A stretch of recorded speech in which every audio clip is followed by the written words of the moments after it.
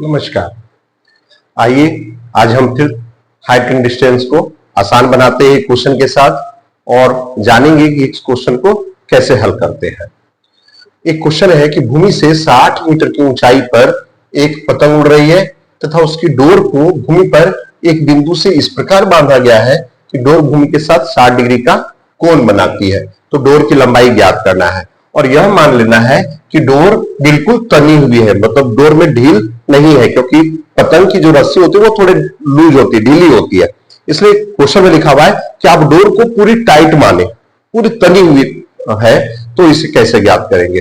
आइए इसको बनाने के लिए पहले इसका डायग्राम बनाते हैं। भूमि से 60 मीटर की ऊंचाई पर एक पतंग उड़ रही है। ये 60 मीटर की ऊंचाई पर पतंग उड़ रही है। मान लिया जाए कि AB जो है भूमि से, और इसकी डोरी को भूमि पर एक बिंदु से इस प्रकार से बांध दिया गया। यहां भूमि का एक बिंदु है, इसको इस प्रकार से बांध दिया गया है कि वो 60 डिग्री का कोण बना रहे, C बिंदु से बांध दिया गया है। तो ये जो है डोरी की लंबाई हमें ये ज्ञात करना है। इसका हल, माना कि AB पतंग की ऊंचाई है तथा AC डोर की लंबाई। अब समकोण त्रिभुज ABC में हम चलते हैं। ये समकोण त्रिभुज बना, समकोण त्रिभुज ABC में। तो हमें ज्ञात क्या करना है वो देखना है कि यहां से एक कोण दिया हुआ, ये लंब है और हमें ज्ञात करना है डोर की लंबाई, ये कर्ण है। तो लंब और कर्ण का अनुपात जो होता है वो साइन में होता है। हमने फॉर्मूला बताया है कि साइन थीटा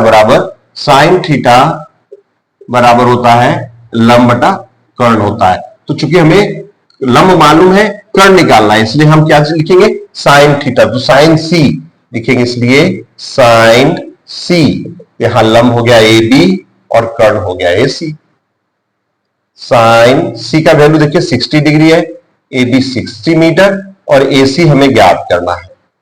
साइन 60 का वैल्यू √3/2 होता है, 60 मीटर और AC हम पहले ही आपको मान याद लिखवाए हैं इसका। अब √3 को AC से गुना करेंगे तो √3AC और 60 को 2 से मल्टीप्लाई करें। AC equal 120 metre by √3। अगर नीचे रूट हो जाए तो हम क्या करेंगे कि हर का परिमेयकरण करेंगे, यानी 120 बाई √3 हम अंश और हर में √3 से मल्टीप्लाई कर देंगे। 120 √3 और बाई √3 को √3 से मल्टीप्लाई करेंगे, 3 होगा। अब देखिए 3 40 बार में कट जाता है, यानी 40 √3 मीटर जो है वह डोर की लंबाई होगी। आप एक्यूरेट निकालने के लिए √3 का मान लिख सकते हैं, बुक में आपका आंसर 40 √3 होगा। लेकिन अगर आप √3 का मान 1.73 लिखते हैं, उसे 40 से मल्टीप्लाई करते हैं, तो एक्यूरेट पॉइंट में आपका आंसर आएगा।